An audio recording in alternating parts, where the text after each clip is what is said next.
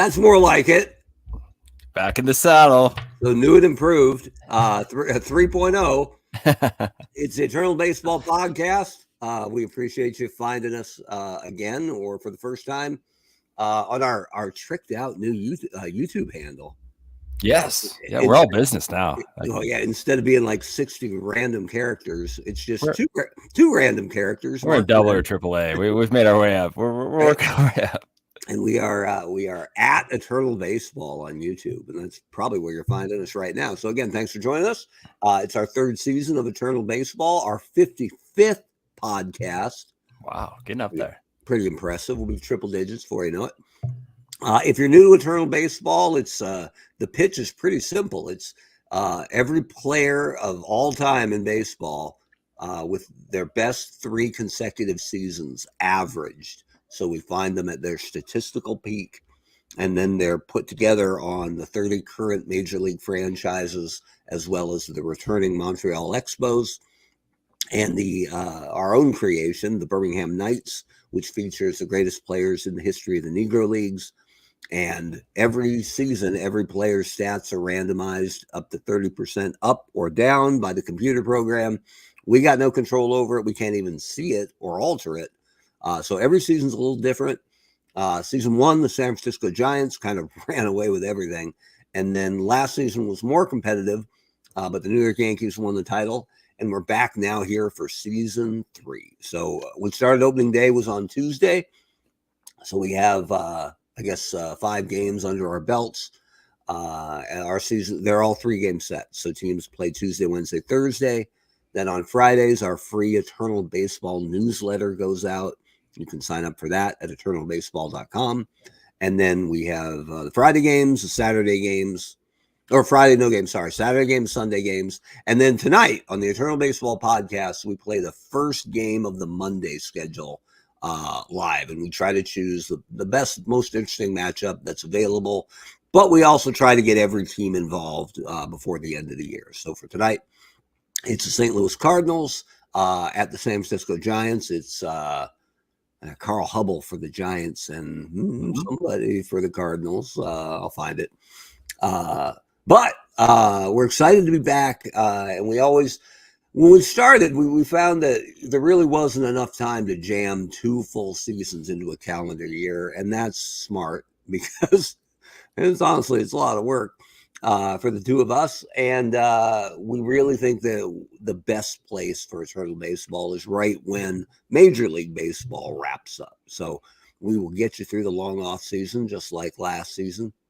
We'll wrap up, I think, before the All-Star break in Major League Baseball next year. But that means our All-Star game and our playoffs aren't stepping on anything, more important baseball-wise.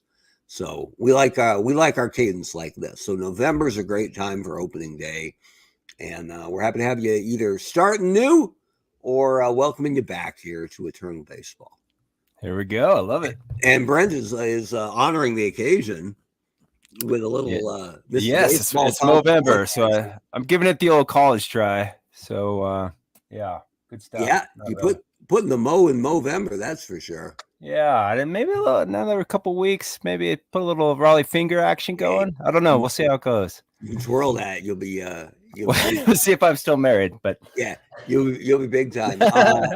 We do want to call out 2 big baseball birthdays today, and just because they're near and dear to my/our hearts, Rick Monday, who's a real good player and outfielder for the the A's first, then the Cubs, then the Dodgers, and a Dodgers broadcaster now, 19 years in the bigs.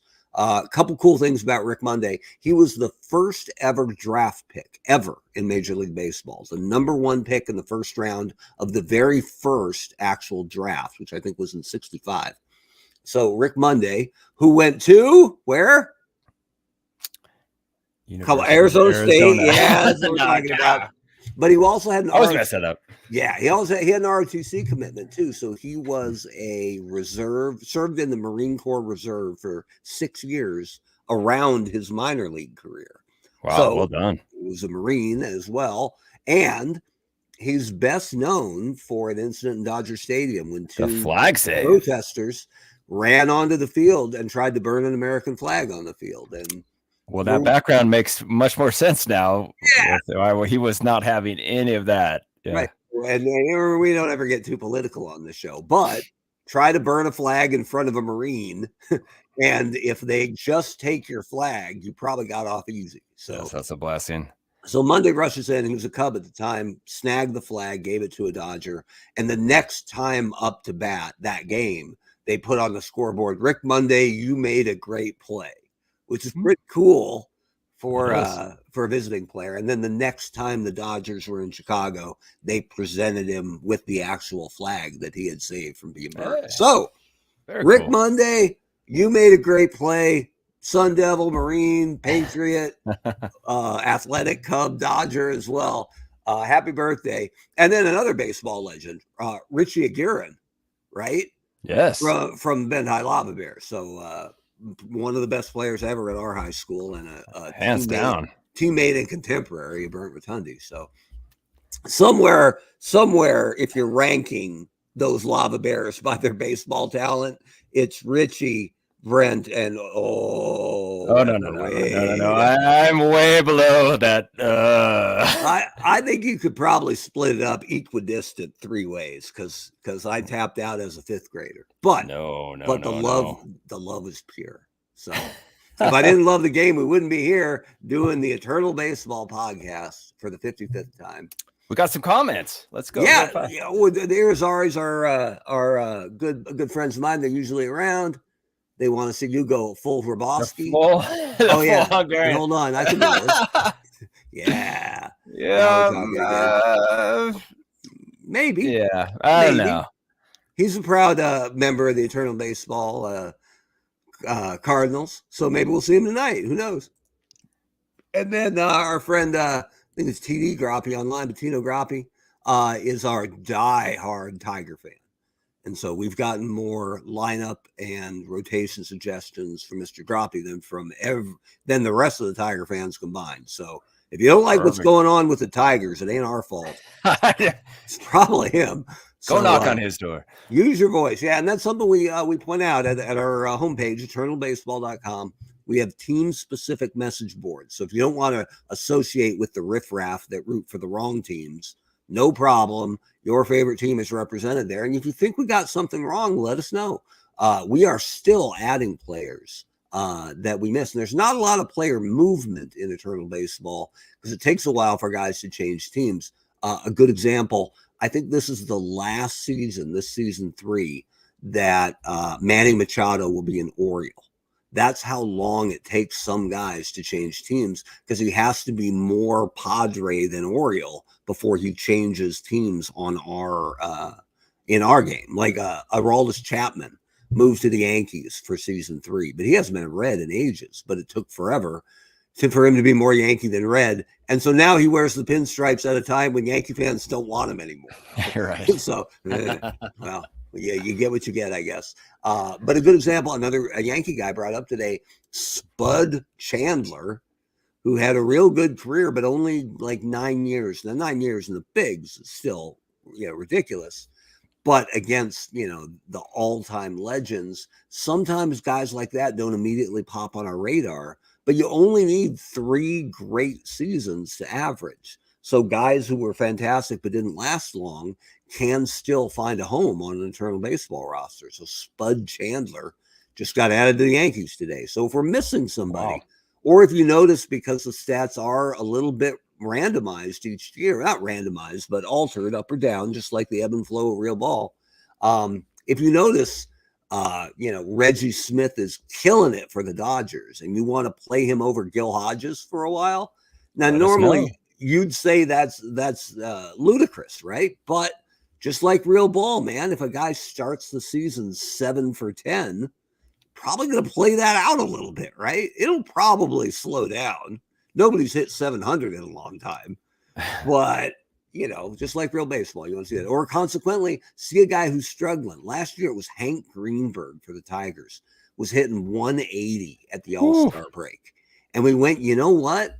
Hate to say it, Hank, but I mean, no one would argue that Greenberg isn't the best first baseman in Tigers history, but He's just having a rotten year, and they got plenty of options between Rudy York and Cecil Fielder and any of the other Motor State kiddies who could take over. So keep an eye on your favorite team, because we can't watch all of them as closely as we'd like to. And if you see something, a guy who needs to play more or a guy who needs to play less, let us know, and we'll happily make that change. Yeah, Tino, one more comment. Oh, here we go. Yeah, no, props, yeah. Yeah, not bad.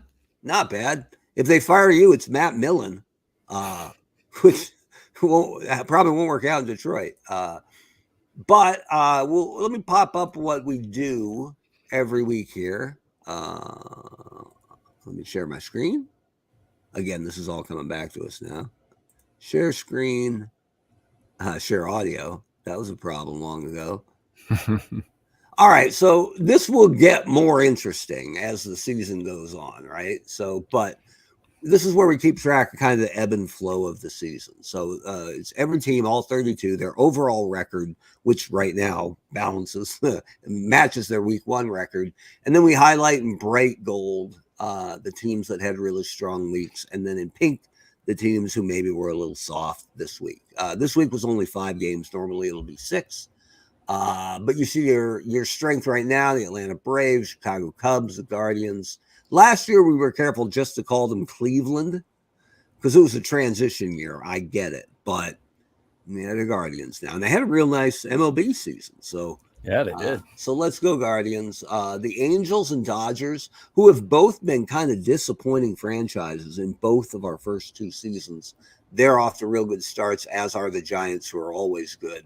The most interesting bit for the early season, because we have 32 teams, we have 8 4-team divisions, and the AL and the NL are split into kind of legitimate AL, West, North, South, East divisions. We tried to keep, classic rivals together, but it involved a little shifting, which included the creation of the AL South, which is Texas, Kansas City, Tampa, and the Birmingham Knights, because they play in Alabama. They would probably be in the South. They're an American League club.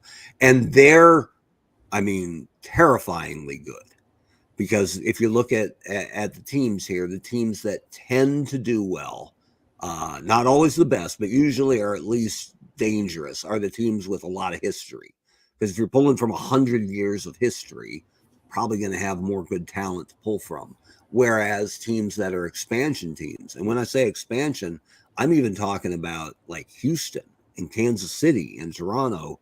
It's just not as, when you're that much shorter on seasons to pull talent from, it's a little bit a tougher road to hoe. Never harder than the Washington Nationals, because they only get to pull from 2005, from when they were the Nationals, because the Expos exist as a separate team. And nobody wants to see Tim Raines running around for the Washington Nationals. Like enough bad hasn't happened to Montreal baseball fans than to put their beloved Expos in jerseys of what their team became after it was taken from them. So we got it. We got you taken care of. But because of that, Birmingham is pulling from 50 years of Negro League talent, and not just one team, but all the teams. So they are hysterically good every year. And I'm not going to apologize for that, because they didn't have a fair hand dealt for them forever. So if they get to be a little more dangerous than the other squads, I got no problem with that. And they're always good. That AL South has been a laugher every year. They win it by 20 games, but they got swept in their season opening series. And they've just won 2 in a row, and now they're tied for the league or for the division lead at 2-3. So it didn't take them long to find first place again. But this Casey's here, man. Right? It's gonna be the Royals. Here come the Royals, and almost every team got new players. Bobby Witt Jr. is if you're an MLB rookie for a franchise without a long history, you can make eternal baseball pretty quick. So you'll find Bobby Witt Jr. and Julio Rodriguez for Seattle and some of the guys like that. If it's a younger franchise, it's not too hard. If it's a team that's been around a while, you got a lot of guys to beat out. So Anyway, this is the week that was. It will get more interesting as we move along. But interesting for today, as I'll shrink this down, and this is kind of the starting page for Eternal Baseball. But down here, you'll notice in this 4-0 Atlanta win over Montreal, that's Greg Maddux with a no-hitter today. And we've had a couple over the first 2 seasons, but also Sandy Koufax with a no-hitter in the Dodgers 3-0 win over Cincinnati. And so we posted these up. We're members of a lot of Facebook groups. And already I had some Atlanta fans going, everybody knows Greg Maddux never threw a no-hitter. and that's a great response, because then I get to respond with, oh, well, let me explain what Eternal Baseball is. And by the way, here's the box score. So, and not that I'm proving anybody wrong, but it gives me the opportunity to kind of tell the story, do the elevator pitch. So for the people reminding me, one guy said, try Google. Like, okay. Try Google. Appreciate it, man. Yeah. I wouldn't know how to look up baseball stuff on the internet. That's all new to me. So if you're looking at the stats here, I don't know that anything jumps out other than everybody in the West is over 500. Big four-car pile up in the AL South. Don't get too excited over standings 5 games in, right? But a double no-hitter, like I had to look this up because I remembered it, but I didn't remember when. Dave Stewart and Fernando Valenzuela threw no-hitters on the same day in 1990, I think. And that was, I mean, as I was a kid, but as a high schooler, that was pretty cool because no-hitters were super rare. And to get 2 on the same day, pretty slick. Yeah, that would have been the Sports Center lead for sure. Absolutely. Probably Craig Kilborn back then telling me all about the double no-hitters. So yeah, was he the 1990? Was that? Yeah, it right? might have been before he was gotcha. like Daily Show. Or I don't know if that was the Big Show era. Might have been with Dan Patrick and Keith Olbermann. Oh. When did Charlie why am I forgetting his last name? Steiner. Come get your whooping, Steiner. Right? And Steiner had 2 of the best on-air breakdowns where he started giggling. And was that the Carl Lewis one? Carl Lewis one got him once, and then there was one about when Mitch Blood Green attacked Mike Tyson. Off the car? No, that was Larry Holmes jumping off the car, sorry. Which is great. Back when boxing was more unique than wrestling. But no, it was Mitch Blood Green giving some ludicrous statement about how Tyson hit him and then ran away. And the best part was it was later than the Carl Lewis fall apart. And as Steiner starts to lose it, he's laughing and he goes, oh no. Because he knows it's part 2. Now it's a trend. So, what was the guy who was with? It was that skinny guy. Jack something or other. Yeah, I know you're talking yeah, at one point during the Carl Lewis, didn't he just drop his head? He just like he couldn't do it anymore. Yeah, check out Charlie It's Steiner over. Sports Center for your viewing pleasure. So, but anyway, tonight we got baseball, so let's fire it up here. Let's make some bad decisions, right? If you haven't watched this before, Brent likes to run steal bases a lot more than I do. And I like to go to the bullpen earlier than I should. Because if we've learned anything about this, and Yankee fans today, as you watch Ben Zobrist vaporize Mariano Rivera with a 3-run walk-off home run, bullpens are not to be trusted. My mantra is, what would Whitey Herzog do? The Penzers. It's go. Mike Irizarry, who fills in occasionally when Roto is on assignment. Believes the game was programmed by Konami, that this is just NBA Jam 3, and that the comeback. The further ahead you are, the more your relievers are going to suck. So, all right, so here we are on the 21st, and we're generally the home team, so we'll be the Giants tonight as St. Louis comes in.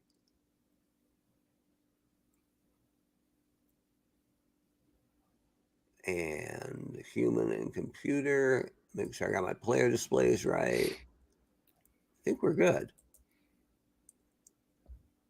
And then we already put the lineups together ahead of time, but we can dig into it now. We're looking here at real stats. So these are the the best 3 years combined for all these players. And we're facing Mort Cooper, a right-hander. So batting right. You didn't want to go with the Rod back opener today, right? That wasn't on the agenda. Not a bad idea. But we'd have to go wake him up, right? Because he's in his Winnebago out in the parking lot. That's so rad. So it's gonna be a bunch of lefties on top. But when you're talking about Bonds, McCovey, Ott, and Bill Terry, who if you don't know him, he's an absolute. Well, I mean, look at him. He hit .395 against righties. I'm just pleased that Willie Mays is on our squad this for once. Yeah, Willie Mays kills us every year, a couple times. I'm gonna just say that Bill Terry at his .395 average might lead off for us. Sure. Play low. Now, this is another thing. Changes for season 3. National League has a DH. I'm sorry for the purists, but that's how MLB is doing it. So DH for the National League. We also added wild cards for the first time. So we'll have 2 wild cards in each league. The Yankees have won the East somewhat handily the first 2 years. And some Red Sox fans were like, should we even bother watching season 3? Because, hard to argue with, what is it, Ruth DiMaggio Mantle across the outfield. Not that Boston's any bad shakes, right? Try facing Pedro, Cy Young, and Roger Clemens all in their prime in a weekend set. So anyway, the wild cards will help open things up a little bit. Rob wants to know when we get Willie Mays the Met. That'd be awesome, right? When we get one of these years, maybe we'll do a Bizarro thing where they go to their least known team. That'd be awesome. Bill Buckner, the Royal, and I found out I'm from Jamestown, New York, originally, which is as far west as you can get in the state. Giancarlo Stanton played in Jamestown, pretty exciting, and they were an Expos minor league squad forever. Randy Johnson was I think they were the Jamestown Jammers back then, and their mascot was a bunch of angry-looking bunch of grapes. It's pretty outstanding. I got to find one of those hats. Anyway, Mel Ott, Willie McCovey, Barry Bonds. Bonds has got to be cleanup, right? I think you put him in the 3-hole. You got him in the 3? Okay. Yeah. Munchkin 9 had a comment. Here we go. Oh, yeah. Yeah. You won't miss it. I'll be honest with you. Most of all, you won't miss us trying to do the double switches. The double switch is a pain. I forgot. Such a pain. I mean, that's probably 10 minutes every broadcast of a National League game. So we'll be a lot quicker. Yeah. Oh, and by the way, tonight's broadcast brought to you by Mountain Dew Amp, new cherry flavor. Wow. Let's do it. It's awful. Is it? Don't buy it. But it'll keep me up. I'm ready for the podcast. Ooh. Really not bad, huh? It's made with bits of real panther, so you know it's good. All right, so Mel Ott or Willie McCovey, second. Or are you moving? I think you go Mel Ott, man. God, let's keep the name short. Ott can also play a terrible third base. So I'm going to put him there for now. We'll see where that ends up. All right, so now you got McCovey and Mays. So Rob said Willie Mays' Mets versus Hank Aaron's Brewers. That's a good call. And then something about better than lemon mango. Did you have another one? Did you buy like a variety pack at Costco? It was like 2 for $3.50 or something. So I had at the gas station.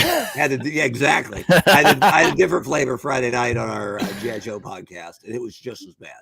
Yeah, so, it wasn't the corn dog you bought with it. It was. I will try any new flavor of Mountain Dew, and most of them they're mostly one and done. They're mostly like, you know what, terrible idea. Energy drink or regular? Either. I don't soda. Care. I don't care. Any kind of Mountain Dew. You're a loyalist? Soda's my only vice. I'm pretty boring beyond that. So if cherry blast energy drink Mountain Dew Amp is as risque as I get, you're gonna have to give me that. So all right. So is it McCovey or Mays? Cleanup. I forgot Mays. We got Mays. Put Mays in the 2-hole and let's put Ott 4 and let's go McCovey 5. Ott 4, maybe playing third. McCovey is a rotten defender in left or in right or at first. So look at that, he's a 2. So let's see if we can hide him. Not that Mel Ott's winning any Gold Gloves with his 3 at third base, but all right. So then Will Clark or George Davis. I guess would it be Davis? Choose. Take it from here. Yeah. Just so it's not 3 lefties in a row. And then Clark at first. This is where the DH is going to hound us. Clark is a better defensive first baseman than Terry or McCovey. But Terry doesn't play any other position. So Clark coming in puts Terry at DH, puts McCovey in right field. But we have seen absolute laser blasts hit over both Bonds and McCovey's heads where they don't move, but Mays catches the ball at the wall. Yes, so we've got the bad news bears. There ain't a lot of 10s defensively in internal baseball, but obviously Willie Mays is maybe an 11. So fine. Guess we got to get Kent in there. It's either Kent or Roger Connor, who is a weaker second baseman defensively, but a better hitter against righties anyway. All right, go. So your call, Connor or Kent, lefty or righty? Let's do Kent. I like the idea of him bickering still with Bonds. Yeah, that's your mustache talking. Jeff Kent, there you go. But I'll allow it. I gotta go do some wheelies in the parking lot real quick. Right. And for catcher, it's either Buck Ewing or Buster Posey. They're pretty much the same. Buck's actually rated better defensively. Let's do it. And he plays everywhere. So anyway, Buck Ewing. Okay. And then pitching tonight is Carl Hubble. All right. Let's play ball. Welcome to AT&T Park for tonight's game between St. Louis and San Francisco. Mort Cooper takes the mound for St. Louis. He's made 1 start on the year and is 1-0 with an earned run average of 1.00. His first start against San Francisco. He'll be opposed by Carl Hubble for San Francisco. He's made 1 start on the year, with no decisions and an earned run average of 6.48. His first start against St. Louis. It's 64 degrees, wind speed 5 miles per hour, left to right. Pitching for San Francisco, Carl Hubble. Leading off for St. Louis, second baseman, Rogers Hornsby. Play ball! Now, I had looked at this before the game, and I may have to turn the ambient noise down here a little bit. It's a little oppressive. Here we go. I don't know if that changes or not. Oh, a little bit. Anyway, these windows weren't as much over the field of play, so I may have to trim this image down before we come back to AT&T Park. Probably don't need to see that much sky, but anyway, they'll vanish somewhat. It's always a problem when the window down here covers up first base, because that's how we can tell if guys are stealing or not. But of course, we're always stealing. So, so Carl Hubble, go get him. That didn't take long. Jesus, that is reigning NL Left MVP fielder, Rogers Hornsby. Medwick. Wow. Who all right. got him on the board at 410 feet. Okay. Put him on the board. Yes. Here's Joe Medwick, who bunted. Oh, Center fielder, Stan Musial. One of the selling points for this newest edition of it's Action with an exclamation point, PC Baseball from DKSports.com. And that's not a paid plug. That's just out of respect for the really good software they put together. They said they put in a lot more play options now. So more cutoff men being hit, more ricochets off fielders, more. I had one this week where the second baseman made a diving stop behind second, flipped to the shortstop to throw the guy out at first, which is pretty cool. As long as, I mean, that's all stuff we've seen in Major League Baseball, and they do a really good job of not overdoing it in the game. So perfect. As long as that stuff only pops up rarely, it's great, and they seem to program that pretty well. Here's cool. Stan the Man. Let's see if Mel Ott's glove is as good as advertised. There you go. First baseman, number 5, Albert Pujols. Oh, so while we're here, so the computer will let us fix pronunciations like Pujols.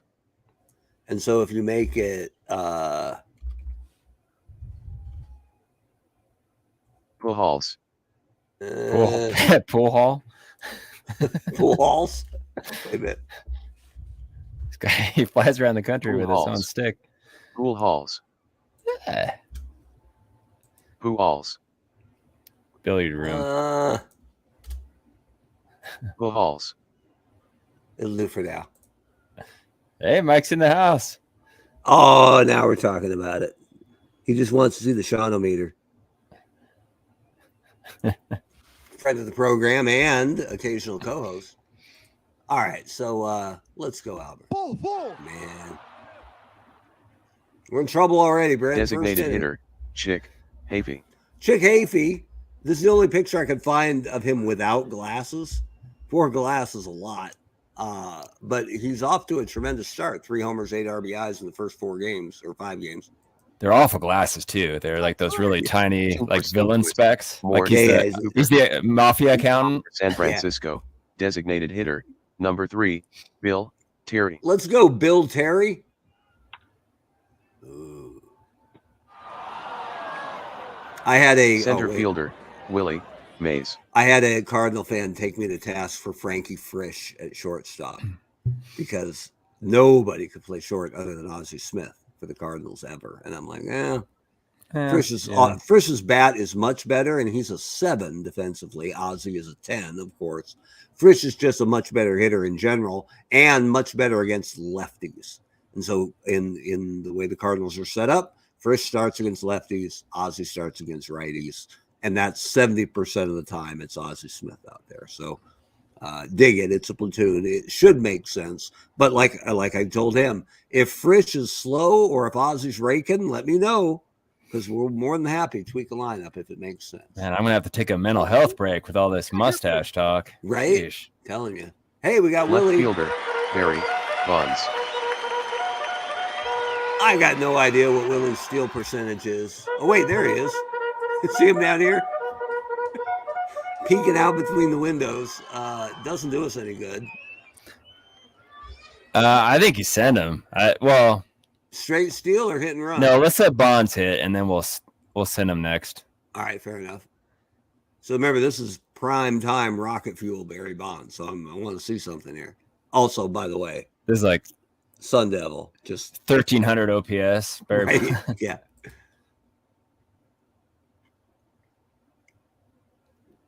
Oh, they picked him off. They picked him off. Oh man, Because that happened to Willie Mays a lot. All right, well, Barry, there goes. I blame my mustache for that one too. Right? I think they scouted us more than they scouted Willie.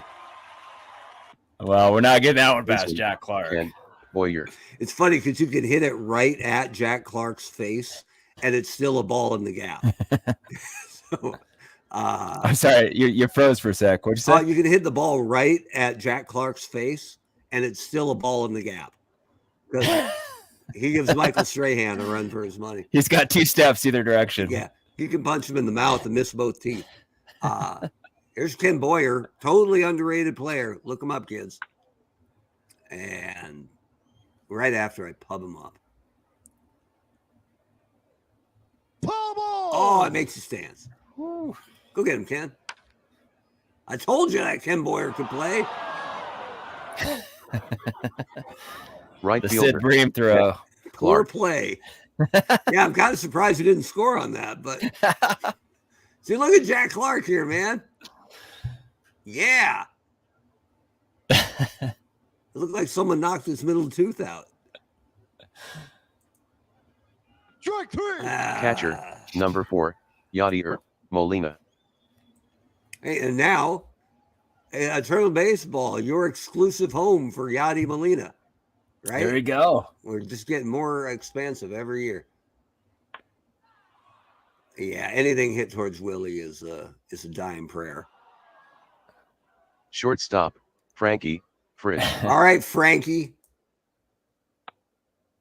Yeah, Ozzie Smith fans are pissed right now. Third baseman, Mel, Ott. Mike has a Jack Clark comment. Oh, here we go. It's a good point. Good point.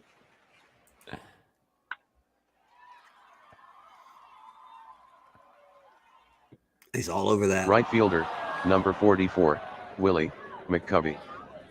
It is McCovey Cove, so it would be self-serving. It's high enough.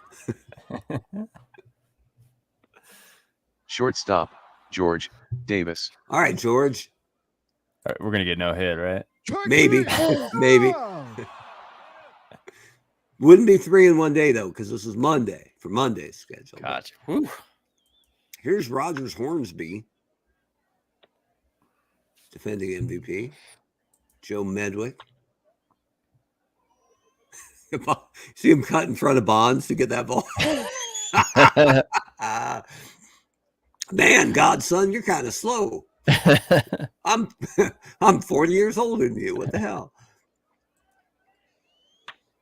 I saw some ridiculous stat on Musial where they put him up against like his contemporaries, right? Like Willie Mays and Duke Snyder and all their averages and homers, career homers and RBIs, they're all about the same. And then they made sure to add strikeouts on a career. And he was like 400 less than all of them. Wow. Like never struck out. So not that you need to gain more respect for Stan Musial, but Yeah, he was lacking. It's a totally different animal than most of the sluggers of his day anyway. Get it, Barry. He's on his horse. Man. I don't know. of. Is he there? Oh, First okay. baseman, Wow. Will. All right, couple more comments here. Let's see. Who's this? Oh, it's more. We got some Yeah. Jack Clark. Yeah. Skeptics. Yeah, here we go. Oh, interesting. Ah, nice.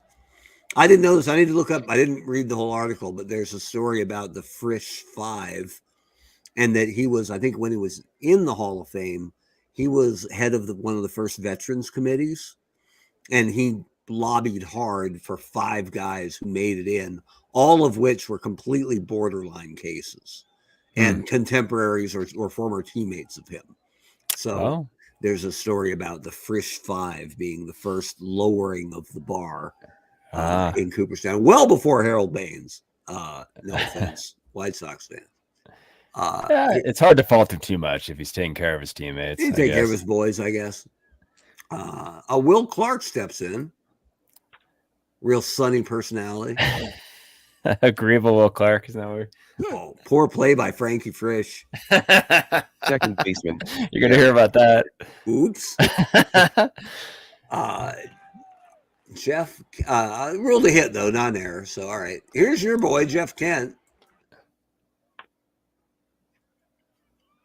Ken Boyer and his 9 catcher, are Buck up to the task. Ewing. Here's a guy named Buck Ewing. Look at Buck Ewing. That guy will fight you anywhere, anytime. He is kind of the anti-King Kelly. King Kelly, who's always sneaking off the White Sox minor league team to be on the roster when we play. But this guy, Buck Ewing, played all over the place, and he's rated pretty good defensively everywhere. Yeah. I think he's a catcher by trade, but he plays like first, third, left, and right. So good luck getting him off the team. If you say anything otherwise, he will throw the haymaker. Probably. You can just see him out there going, Come on, Shelly McGee. right? That's right. He once tied Sherry McGee's fiance to railroad tracks. There you go. Funny story. I wonder where that rivalry started. That's it, right? Got a hot dog vendor. Get your hot dog here. Okay. I'm in. I could use a hot dog to wash down this fine amp energy drink. That was worth the new version by itself. Right? Get your hot dogs. All right, Bill Terry. Strike 3. Tear out. 395, but he's striking out. Here we go. This is it. More crew. Rob has another Buck Ewing fact. Oh, here we go. Fair enough. Chick Havey's back without his glasses. How did we not score a run that inning? My word. We're creative. We didn't even run badly that inning. All right. 4th inning. It's time to get wild. Ken Boyer. I like Ken Boyer. He's a contemporary of Ron Santo who never got the same amount of pub. Jack Clark stepping in. Uh-oh. Oh, dude. Don't worry, it's Willie. You see these big light fixtures out here? Those are ladders for Willie Mays. So it wouldn't surprise me if he didn't make a catch up there sooner or later. Barry Lamar is back. Ooh, sounded good, but Jack Clark is on it. He's everywhere. Man, that Jack Clark. Guy. At least we aren't getting no hit. Mel Ott. Run, Mel, run. Oh. He's so slow. Did he trip? I think they must have watered down the infield. All right, Willie McCovey. Yeah, it doesn't have the distance. Yadi Molina's back. Wow. Look at Carl get over there. Pretty good for a 150-year-old man. Right off spring training, man. He's been practicing. Frankie Frisch. He's a great bunter. Real quick, we got another Buck Ewing. Oh, here we go. Back. Yeah. But, I mean, come on. What kind of shop you running? Frank is a great bunter, but we got one out. Probably better let him hit, I guess. Oh, wait, we're pitching. Sorry. Well, then we'll watch for that. Should we hit him? Can we hit him? Is that there's intentional walk, but there is no hit batter thing, which I think you should have, because I'd hit. What? I am not talking buzz the tower or hit him in the back, but in his prime, when Barry Bonds was walking like 200 times a year, wearing plate mail armor and standing on home plate.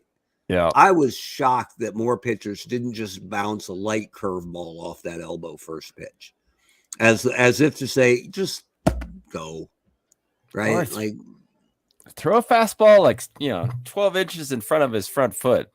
Yeah, most people will have to. He'll have to jump. He'll fall down awkwardly. Won't get hurt, but will look really stupid. I mean, that's your ideal. I heard a clip from a Greg Maddux interview where they were talking about guys who were, surprise guys that owned you or stars that you handled pretty well. And he said Bonds was the easiest guy to pitch to in the whole league. Fastballs away. And if he can't knock him out, and he can't do any real damage from there. And if you walk him, you walk him. So that's all I ever threw him was fastballs away or buried breaking balls to keep him honest. But okay, well, if Greg says it. Yeah, I'm not gonna. He gave up no hits today, so all right. Right. He's bona fide, man. He's got cred. One of the coolest Maddox stories at the very end. He was a Padre at the end because he lived in Las Vegas or from Las Vegas and was living there, I think, most of his career.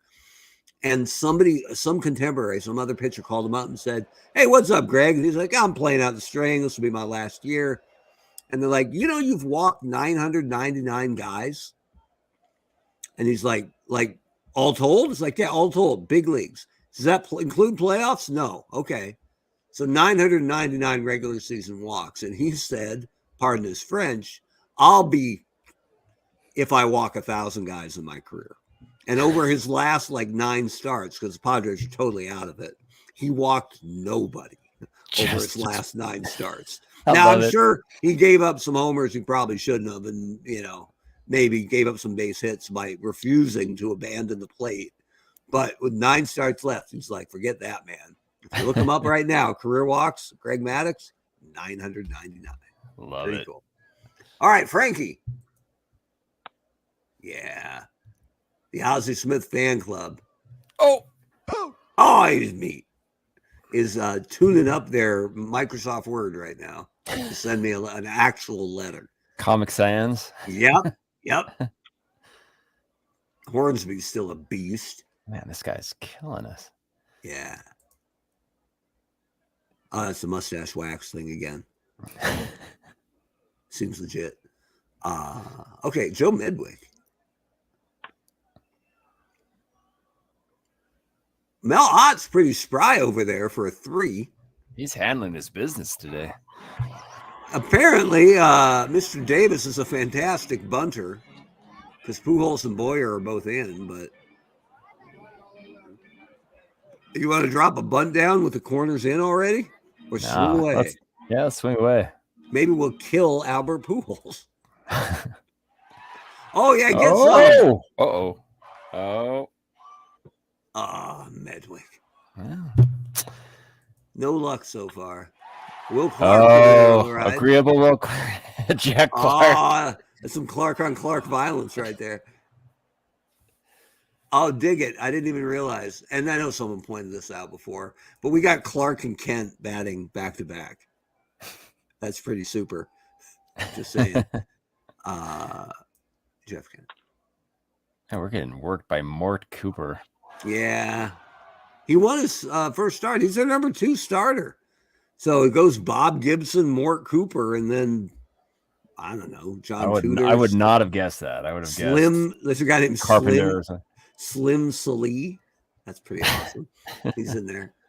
Chris Carpenter. Oh, so Rob said that, Clemens plunked Bonds on the elbow pad. There you go. I got no problem with that.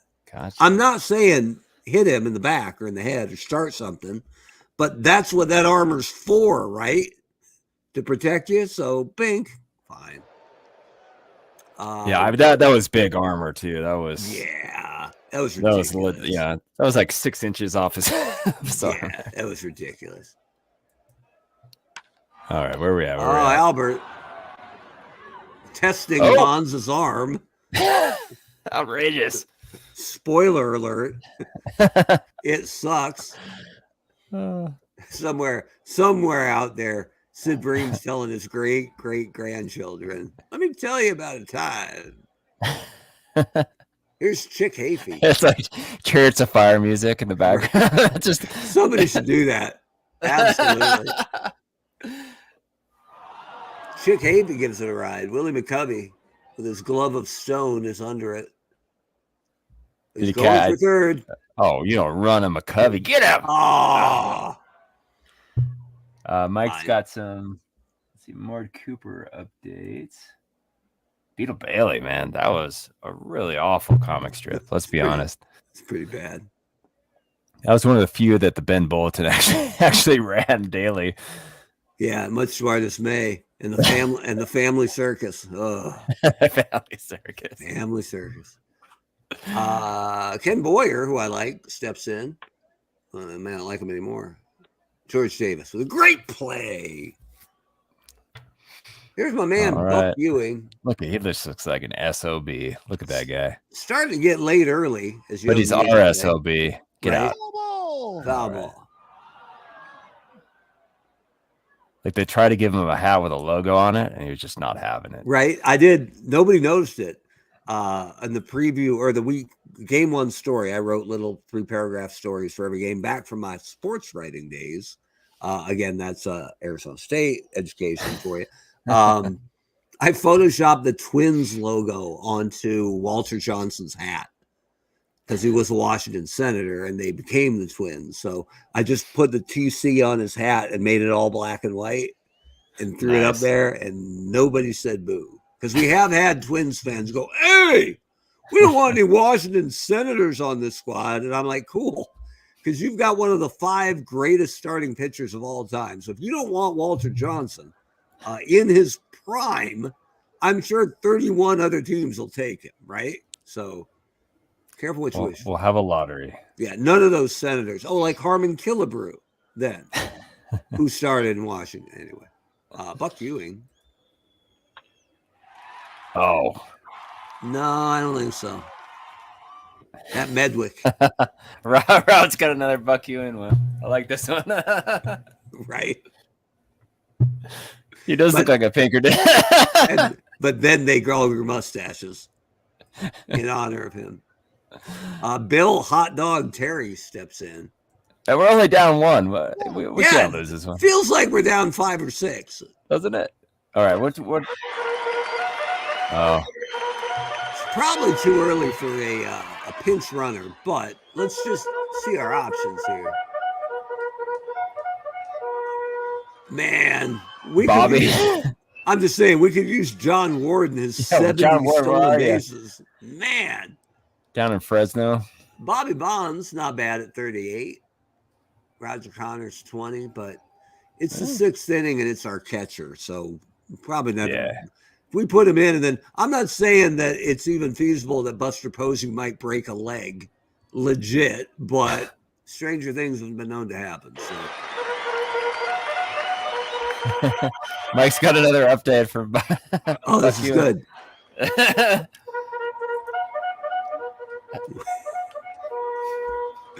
Buck Ewing was a bad man. All right, Willie. He's getting legendary status alongside Sherry McGee. Let's get down. All right. If we want to send Terry to third, we got a 34% chance that he's going to make it. Nah. And he's already in scoring position, so I don't. Yeah. No, we're fine. Thank you. Who's it? It's wait. Yeah, here we go. Barry Bonds. Barry Bonds. Never rooted for him so hard in my entire life. Right now. Into the Bay. Jack Clark's coming in. No way he makes all these plays. What is it? All right, 70% chance if we send Terry to third, but he's already in scoring position.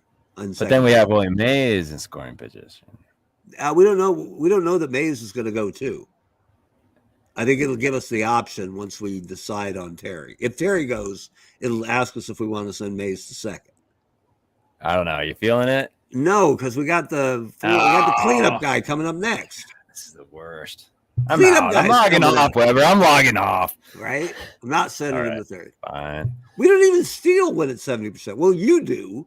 But we don't steal at 70%. I don't, but did you hit your head earlier? Well, it's the Mountain Dew talking, I think. Buck hit the Mountain Dew.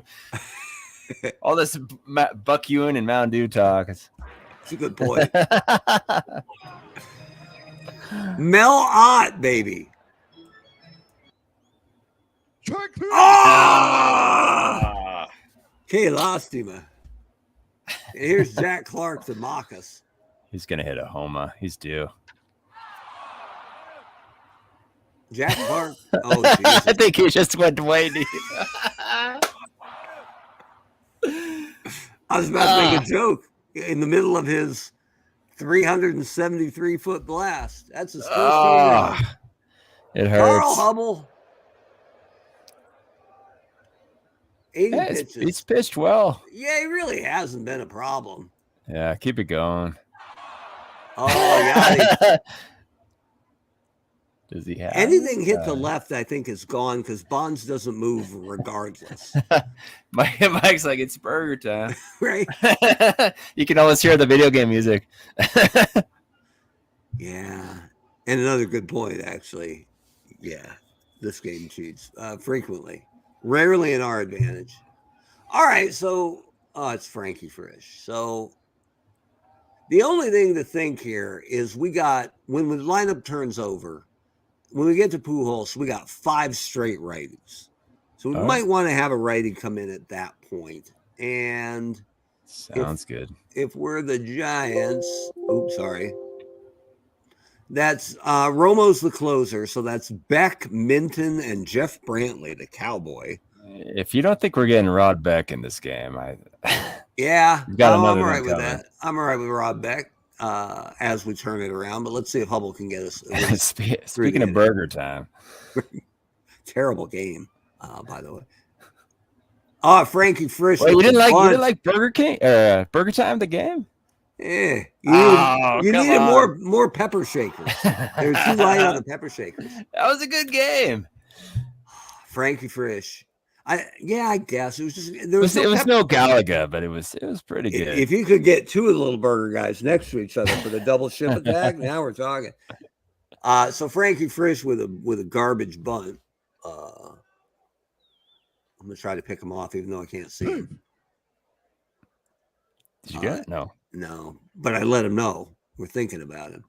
Here's Rogers Hornsby and the range. The line out to Jeff Kent. And now Joe Medwick with 2 down. Get it, George. There we go. I'm liking George Davis. Mort Cooper. Come on, Mort. Mort's a happy guy. He's kind of mocking us up here. Look at him. He just looks happy. Like life's going well. Yeah, well, it is. Buck Ewing hates that guy so much. Right? Win or lose, Buck Ewing's going to kill you after the game.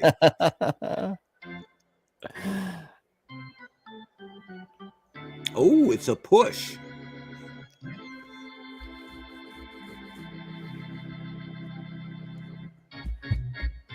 So apparently they're tied atop the National League in total mustache, Buck Ewing and Rod Beck.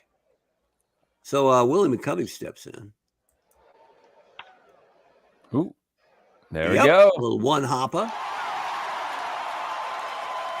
All right. McCovey is eminently replaceable in the field and also slow. And we're bottom of the 7th, so thinking maybe Bobby, because Bobby's who'd come in for him anyway. The defense in right field jumps from a 2 to an 8. It's a no-brainer. And maybe you get to do what you do best. Get thrown out. Yeah, that too. All right, Bobby. Bonds is the new runner at first. I can't tell his percentage because of the funky part. It's high. Just trust me. It's high. It's so very high. So is this a hit and run? Is this a bunt or is this a straight steal? Oh, is Davis a good bunter? I can't tell. It changes depending on the situation. He's a 4 right now. So not real good. Why not? And who's up next? We got Agreeable Will Clark. And then Kent. Should we hit and run? What do you think? It's bottom of the lineup though, so we can put in whoever we want. He looks pretty dapper. I bet he can handle the stick. Bat versus righties. You could bat Connor or Kevin Mitchell for Kent, but the jump, Mitchell isn't much of a jump. A little bit in power. Connor is better, but Connor is probably who you'd put in if Kent came out. So you could feasibly put him in. You want to hit and run? Are you feeling it? You're the offensive coordinator, All man. right, let's do it. We've let Mort Cooper be too comfortable for too long. Right? Hit and run. Let's do it. Come on. It is Yadi Molina.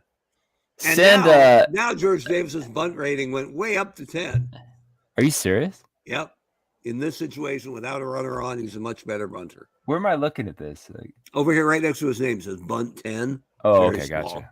There. All right. Should we bunt for a hit? You want? It's still Yadi Molina behind the plate, man. Let's do it. Let's do it. I think he's got this. Maybe they won't see it coming. Foul. Great bunt. Oh. 1 strike, though. You can try it again if you want. Look how, Boyer's not giving him any respect. Let's do it again. All right. Run, George. Is he running? Not much. Oh, error at first. Wait, what happened? Yes. It's a high throw. It's out of play, and Davis ends up at second. Bam! It's just like we sacrificed. Same difference, right? We're just more creative. Will Clark. Yeah, Tino was talking about the Clemens Blanc. Oh, here we go. Yeah, yeah, that's probably true. I think Bob Gibson would have charged Bonds. Bonds would have come up and stood on home plate, and Bob Gibson just would have gone nuts on it. I love the bit of, I think Dusty Baker was a rookie, and Hank Aaron was almost done, but they were teammates for a season or two. And the first time he faced Gibson, he was like, what do I do with this guy? And Hank Aaron put his arm around a very young Dusty Baker and went, don't look right at him. Right? It's the same kind of advice you give people about wolves and coyotes. Like mountain lions or something. Don't look him in the eye. He'll take that as a challenge. And then I got to look this up because I only heard it and I didn't read it. But the story was that Bob Gibson's the last hit he gave up in his career was a grand slam. And a decade later, he faced that guy in an old timers game and hit him right in the back. He's lucky he didn't kill him with 10 years of simmering How do you not love that? And the guy who got hit was probably, I saw that guy. He probably should have seen the invite and gone, yeah, I know I'm good. I don't need the $2,000 that bad. An old timers game. Man, I'll have to look that up and verify that. But all right, so Will Clark. Oh, look at that. Sweet swinging Will. Send and him. We're running on Jack Clark. They didn't even ask us. He just scored. Will Clark at first with 1 out. Will Clark slow as hell. Do we hit and run? Were you feeling it? They couldn't I was just possibly. seeing we got Roger Connor, who's faster, and Orlando Cepeda, who could come into play first if you want. Hey, your call, man. I'm all for it. Let's do it. We haven't had a lot of scoring opportunities in this game. So Roger Connor. All right. Connor is the new runner at first. Yeah, Robin Tino brought up some more Gibson factoids. Oh, hey, now I can't say that. You're gonna get us demonetized. We get an immediate strike. Right. Yeah, they're like, look, man, we gave you your own handle. You're right. This is how you repay us? Man. Bob Gibson. Also was the first man on the moon. A lot of people don't know that. All right, so I don't know how fast what's his bucket is, but he stole 20 bases, Roger Connor. Sure, you want to hit and run? I don't want to straight steal him, but I could be talked into a hit and run. Well, let me talk you into it. All right, you're the man. Foul tip. Oh man, like only 1 strike though. You want to do it again? Of course. Right. Yeah, they'll never see it coming. Look at that! It's the best kind of hit and run. And as I recall, you were the one who said, "Let's get Kent into that lineup." So I'm just down a little bit. The mustache looks after fellow mustache. Buck Ewing is gonna leg out a single. So very carefully show one more comment, but can you block out? I need you to block. Yeah, I think we're okay with that. Again, I don't know if that's true, but and it's also Pete Lecoq night. Who knew? His first appearance on Eternal Baseball. So thanks for joining us, Mr. Lecoq. Buck Ewing is gonna leg out an infield single and keep running and karate kick Jack Clark in the throat. That's my call right here. So Mr. Ewing. Oh, and I completely lost track of where we were lineup wise for St. Louis. So it's Musial, and all the righties are coming up. So should we get you on Beck? Rod Beck. There's no way Rod Beck lets us down. It's not it's not happening. As Munchkin 9 says, the power of the stash. You must be new here, but do not sweat the stash. All right, we'll get Beck warming up. Run, Buck, run. You got Jack Clark to kill. You just football tackles Pools. Right. I probably bounce off of Pools. But, Bill Hot Dog Terry steps in. Stands all over that. That's all right. We got new blood. We took the lead. 3-2. Good for us, man. Good for us. Here comes Hubble looks strong. That's always a bad sign. That's always yeah. Musial's actually the last lefty up, and he's weaker against lefties. So I think Hubble gets this one guy. All right. Okay. Oh, I'm missing a right and a first baseman. No big deal. So Cepeda can play first, but so can Connor. Connor's actually a better first baseman. So there's no reason to burn this yet. So Connor can play first. Bobby's playing right. And we should be good. Our defense actually got better in 2 places. There's a more esoteric baseball lore. Well, look out. Here we go. We got the power of the stash. Want to make sure you get credit. I have to look that up. That's unconfirmed.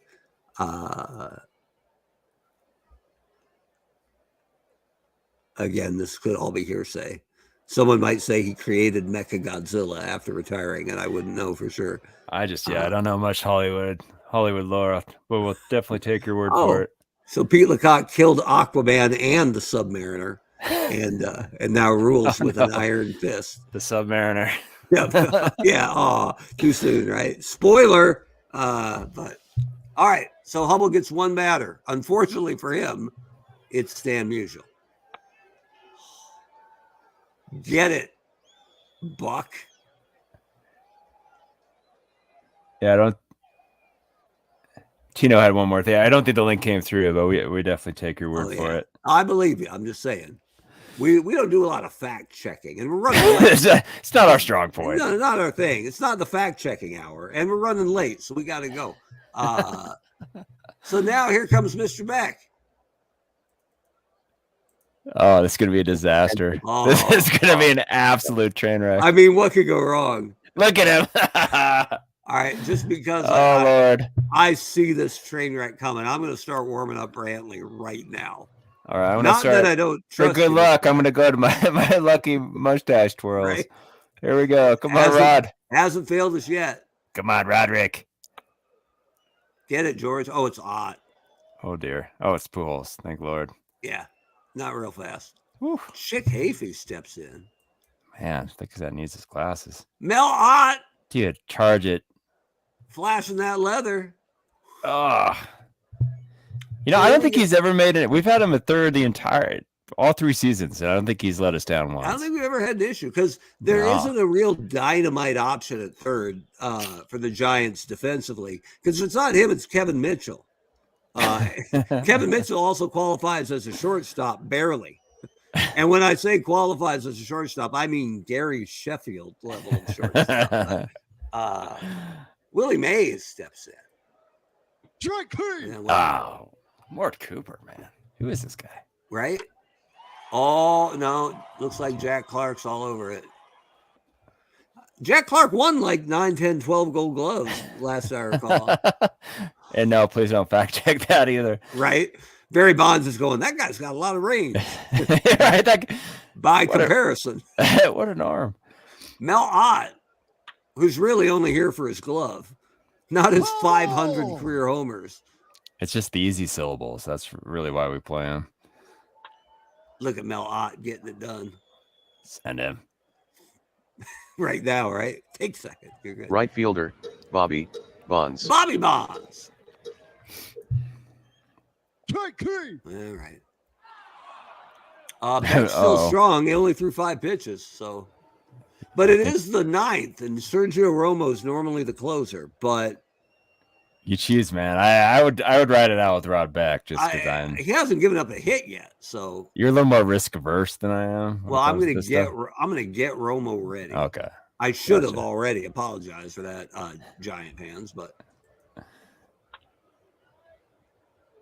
yeah, dive. Out chance 37%. If he misses it, it's 100% he's catching this. It's a double or a triple. He's never gonna get it. He's never gonna catch this ball. He's catching this. It's our day. It's our day. It's our day. I'm twirling my mustache, Webb. Let's do this. I couldn't disagree with you more. Yes. Press yes. Are you gonna own this loss? I'm owning this loss. I put Rod Beck in. There's no way I'm not owning this loss. Because wait a minute. It was only you know what? It's still the least exciting. Yeah. So all right, fine. All right. So he missed it, but it hit his 400-pound body out there and left. It careened off his head right to second base. Kept it in front of him like a good goalie. All right, Beck. Not tired yet. Yeah. Oh, we did not lose to Jack Clark. No, it's Willie. It's Willie. Oh. All right, Romo's ready, and his numbers are better. Okay. All right. 1 out, runner on. I'm going to pull for the actual closer. Fair? All right. Fair. All right. But Rod Beck, man. Pitching for San Francisco, number 54, Sergio Romo. All right. Against Yachty. Oh, no. It froze. Where's Get on your mic, Barry. Barry Bonds. Flashing that leather. Frankie Frisch. All right. This is occasionally we'll do this. There's no way in hell Frankie Frisch should bat here. And to make sure the computer doesn't do this wrong, we're just going to check their options, and you can crucify us on Facebook if you think we did this wrong. But we're going to take over St. Louis here. Check out the roster against right-handed pitching. They got Johnny Mize on the bench. So there ain't no way Frankie Frisch is batting right now. So we're going to give him Johnny Mize, pinch hitting, and then we'll give control back to St. Louis. Mize. Again, the computer usually gets this right, but at least one time last year, Oakland left like McGuire on the bench down 1. And then I don't know who. Hey, Bert Campaneris was due. Bob Johnson popped out or something. And I'm like, that felt like a dirty win. So now we give control back to St. Louis. We just did what they would have done. Johnny Mize up against Sergio Romo.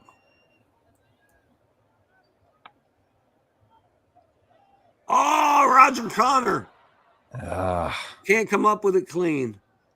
Connor charged with an error. We got first and second for Rogers Hornsby. Yeah.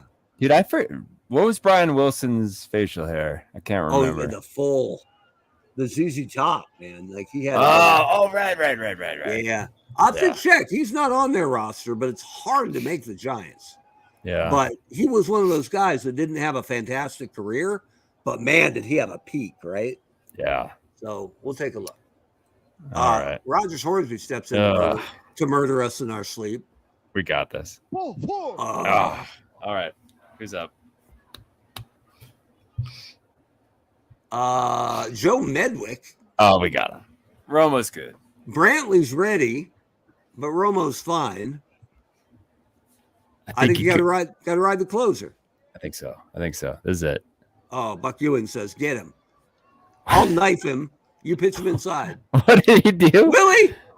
Willie, please. He's got it. We win. Look at us. I'll tell my wife I can't shave the mustache till we lose. Go 3. St. Louis 2. It won't be long. Carl Hubble is the winner. He is now 1-0 on the season. Mort Cooper is the loser. He is now 1-1 on the season. Sergio Romo gets the save. Number 1. Rogers Hornsby hit home run number 1 on the season. Jack Clark hit number 1. Jeff Kent hit number 1. Time of the game, 2 hours, 34 minutes. Sounded like Jeff Kent had like a curse word for his middle name that they had to redact. Jeff Kent. like Bucky Dent. Perfect. So there you go. Carl Hubble, pretty good game. Your man, Mr. Beck, solid inning there. Yeah. Sergio Romo, a little shaky, but not bad. And the MVP is Jeff Kent, who you argued to get put in the lineup. So other than having Barry Bonds dive to try to catch a critical fly ball, I really can't question our strategy tonight. So anyway, we pride ourselves on brevity, and this is actually one of the longer non-extra innings podcasts of all time, but we had a lot to go over. Normally we'll be in about an hour.